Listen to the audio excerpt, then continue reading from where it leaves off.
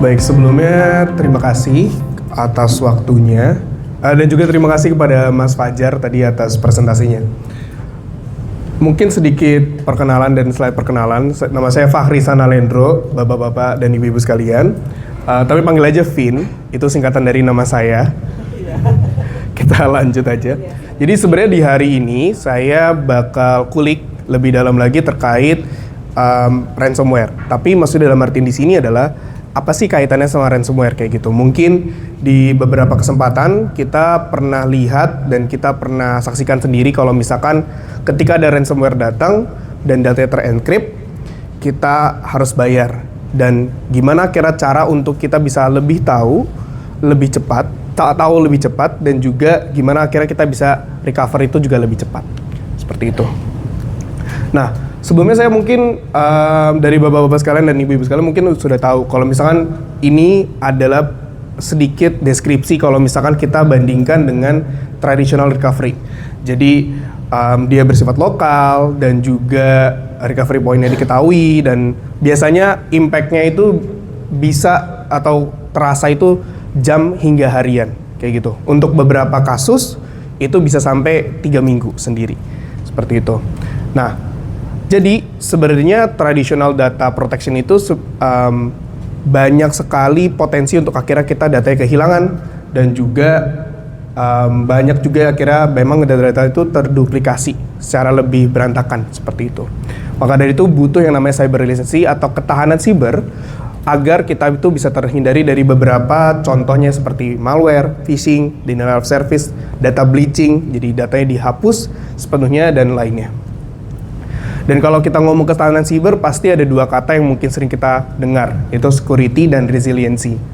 Nah, sebenarnya dari yang sebelumnya tradisional, kita bisa bahas juga ada yang namanya sekarang recovery yang lebih siber, yang lebih tepatnya mungkin dampaknya itu bisa saja lebih parah karena sekarang mungkin nggak ke-trace sama sekali, seperti itu. Dan ini beberapa cost atau biaya yang sebenarnya kita bisa lihat dari survei. Kalau misalkan kita ngomong data breach itu bisa kena hingga 4 juta US dollar dan juga untuk traditional downtime sendiri itu akhirnya secara rata-rata 1 juta US dollar. Bukan angka yang kecil, bukan angka yang bisa kita bilang langsung oh iya ganti aja, nggak bisa kayaknya ya. Nah, ini juga ada beberapa length of downtime-nya bahwa ketika akhirnya terkena serangan itu butuh waktu yang lebih lama dibandingkan sebelumnya seperti itu. Di tahun 2022 sendiri 32% dari outage itu sendiri lebih dari 12 jam. Nah, saya ingin memperkenalkan satu fitur yang mungkin tadi juga sempat disinggung oleh Mas Fajar sendiri bernama IBM Safeguard Copy. Jadi IBM Safeguard Copy ini sendiri dilatar belakangi oleh rata-rata waktu yang diperlukan untuk recover data itu lebih dari 3 minggu. Jadi kurang lebihnya 24 hari setelah data itu diketahui dibobol oleh hacker, gampangnya gitu ya. Dan juga kalau IBM Safeguard Copy sendiri itu bisa membantu kurang dari sehari untuk akhirnya mengurangi waktu bahkan hingga menit. Tuh. Untuk beberapa kasus bahkan bisa sampai hitungan detik. Nah, contoh kasusnya seperti ini Pak, misalkan dari bapak-bapak sekalian mungkin ada production system. Di production system itu di set timingnya bahwa setiap 3 jam sekali akan ada snapshot seperti itu. Akan disimpan snapshotnya. Jadi untuk yang pertama nanti ada safeguard copy 1. Untuk nanti di jam di jam 9 ada safeguard copy 2. Di jam 12 ada safeguard copy 3 dan juga safeguard copy 4-nya di jam 3 serta yang terakhir misal di jam ke-6 gitu. Karena setelah itu harusnya sudah pulang ketemu istri dan lainnya tapi ya mungkin kita lembur.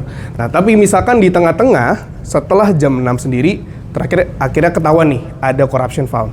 Jadi baru akhirnya nanti ada serangan ransomware yang dimana ini digambarkan oleh kumbangnya. Jadi ada data yang korup dan akhirnya ketika pertama kali diketahui bahwa di safeguard copy 5 sudah terkena, di safeguard copy ke-4 sudah terkena dan akhirnya kelewatan. Oke. Dan akhirnya di safeguard copy ketiga itu diketahui bahwa itu sebenarnya sudah dibersihkan dan sudah ketahuan bahwa ini adalah kopi yang terbaik adalah kopi yang ketiga, seperti itu. Nanti detailnya seperti apa, saya jelaskan di slide selanjutnya. Nah, pada mulanya impact-nya seperti ini Pak. Jadi kalau untuk serangan secara normal ya, itu ketika di waktu detik ke-0 kira terjadi serangan, butuh kurang lebih 10 jam lebih untuk akhirnya diketahui. Jadi mungkin terkena di jam 7 pagi, baru akhirnya ketahuan ketika waktunya pulang kantor. Dan akhirnya baru 3 hari baru bisa direspon. Mungkin dari tim IT supportnya baru akhirnya ngirim email dan lainnya, butuh approval, butuh apa dan lainnya, seperti itu. Dan akhirnya butuh waktu sekitar 23 hari untuk akhirnya recover. Ini dalam kondisi ideal. Dan di beberapa kasus yang akhirnya saya sempat diskusi dengan tim internasional, ada beberapa kasus yang memang data konsumennya ya sudah, mau nggak mau harus bayar. Dan pasti bayar gak dibalas sama sekali, itu sering sekali terjadi. Nah, terus bagaimana kalau misalkan tadi kita sebenarnya gabungkan kalau misalkan ada IBM Flash Core Modules, seperti itu. Dan ini sebenarnya dia ada satu fitur yang memang cukup krusial di beberapa case, di mana nanti ransomware threat detection-nya itu tidak dalam level controller, tapi dalam level disk sekalipun. Jadi ketika nanti misalkan ada suatu serangan, akhirnya sistem membacanya tidak berarti kita bisa menebak-nebak atau menerka-nerka kira-kira disk mana yang bermasalah, tapi langsung tahu disk mana yang bermasalah dan disk itu yang harusnya segera dibersihkan. Jadi nggak perlu memeriksa seluruh disk, nggak perlu akhirnya untuk membersihkan seluruh disk lainnya, yang mana yang akhirnya bermasalah, yang itu yang akhirnya diselesaikan. Nah, untuk akhirnya ketika dipakaikan IBM Flash Core Module sendiri, dari praktek kami bahwa akhirnya ini di apply yang namanya prevention, di mana akhirnya kita bisa mendeteksi kalau misalkan dalam kondisi yang dormant sebelum bahkan si virusnya itu akhirnya aktif. Jadi ketika akhirnya terjadi serangan, berlanjut pada hitungan detik, bahkan belum sampai menit, dapat terdeteksi, dan belum sampai hitungan jam sekalipun, akhirnya bisa direspon secara otomatis, dan juga kurang dari 1 hari, bisa dapat direcover. Dan hasilnya mungkin beda. Kalau misalkan tadi, recovernya itu di hari ke-23, bahkan untuk responnya sendiri butuh waktu 3 hari, dan ini waktu yang cukup signifikan dibandingkan waktu-waktu yang sebelumnya. Ini adalah tipikal I.O. kalau misalkan memang terjadi serangan seperti itu. Dan mungkin sedikit saja saya ingin bahas lebih detail bahwa ini adalah karakteristik yang kami temukan kalau misalkan memang terjadi serangan ransomware seperti itu.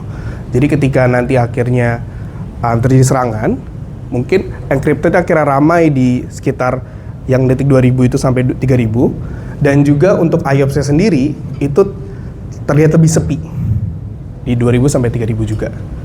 Ini untuk yang pertama, dan untuk yang kedua, ini contoh keduanya sama kurang lebih. Jadi bahkan hampir 0 Pak untuk IOPS-nya. Hampir tidak terdeteksi ada kegiatan.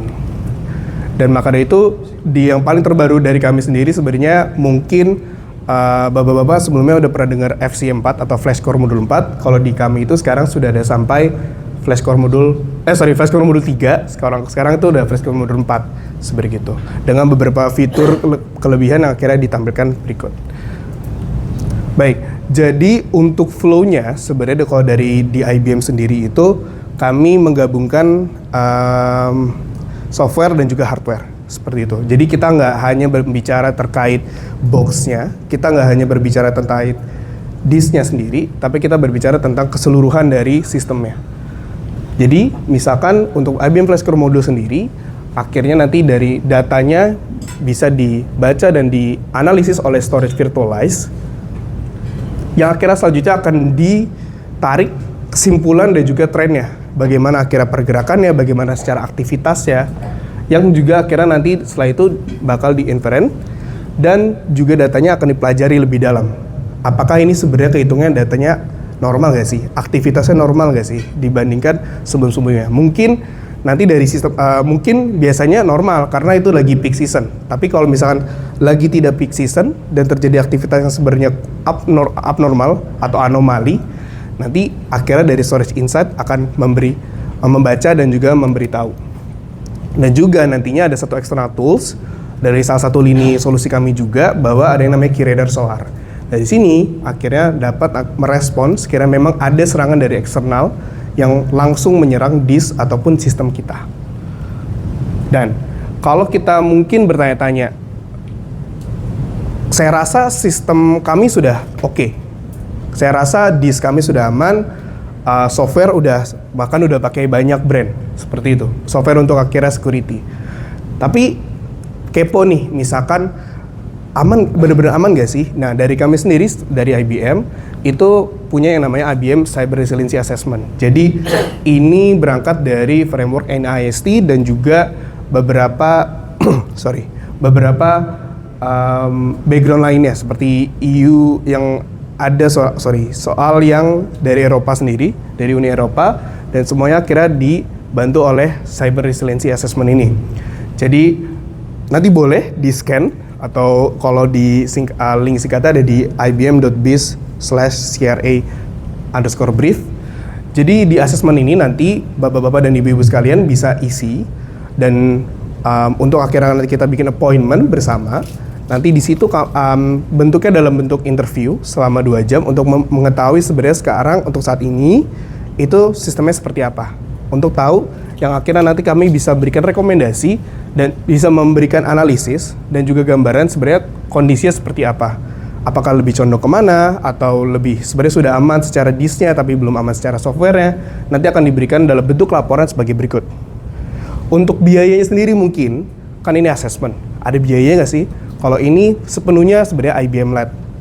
Jadi akhirnya IBM sponsor juga, sejauh yang saya tahu. Jadi sebenarnya tidak ada fee sama sekali untuk akhirnya melakukan ini. Dan typically bakal 2 hour, kita bakal ngobrol lebih panjang dan akhirnya lebih ini. Tenang saja bahwa data yang akhirnya dibagikan bersama kami dan juga nanti bersama distributor dan juga bisnis partner itu terjaga secara profesional. Jadi tidak akan kami bagikan, ada loh dari bank ini ternyata hasilnya gini, enggak. Kami nggak akan bagikan sama sekali. Seperti itu.